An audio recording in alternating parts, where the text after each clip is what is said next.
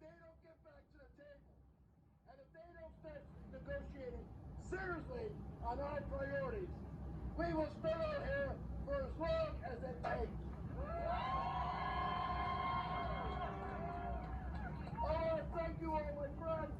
So what is it? What is Public Service Alliance in Canada? What is that? We will win. And we will win Public this Service fight. Strike. What do they do? This one's up. I just said. We can't lose This this one's. fight. Because we're I'm just fighting listening. for all workers Sorry. right across the country. Stay strong. We're back at the negotiations. Stay strong, my friends. We will win this. We will get this done, and we will get it done for everyone.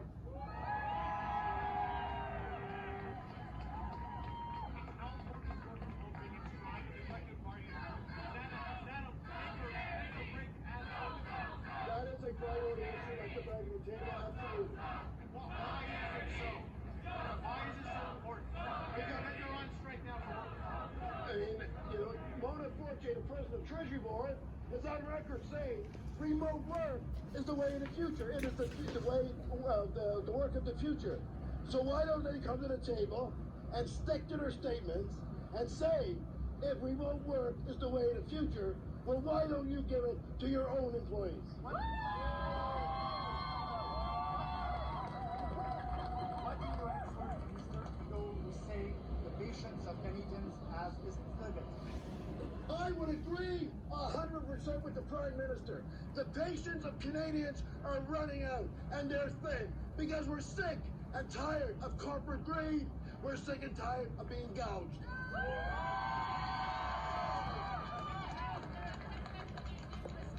Why didn't you respond to the last offer from the government? We Say responded again? to every single offer they put It's across the happening all table. over the world. Yeah. We countered on every single offer they put across the But table. every voice matters, right? 13.5% wage increase, does that come down at all, get closer to where the government? I'm not going to discuss exactly what's happening at the table. Compromises on both sides must be made. That's negotiation. Would you take less than 13.5? On the wages. Talks are continuing. I am not going to get into the specifics at the bargaining table. 13.5 the floor. We went in and said we wanted 13.5% over 3 years. The rate of inflation for that same period is 13.8. It's only fair that at least workers in this country keep up with the rate of inflation. Exactly. That's so true. See? Talks are ongoing, and those talks, we're discussing that as we speak at the bargaining table. What are your red lines in the situation? Are you willing to come down to wages? I'm not going to discuss bargaining in the media. I'm not going to discuss the specific issues like you're asking me about in the media. Sorry. Earlier today, you said that. See, that's what bothers me about mainstream media. That's why I love Our bargaining teams are YouTube. still at the place where we're bargaining. Our bargaining teams, all of our bargaining teams are still in Ottawa, including the CRA team. How is the government showing disrespect during the negotiations? When this government offers workers in this country 2.06%, that's disrespect. Okay. No more questions. Everyone has a view, right? Now, what are the commentators going to say?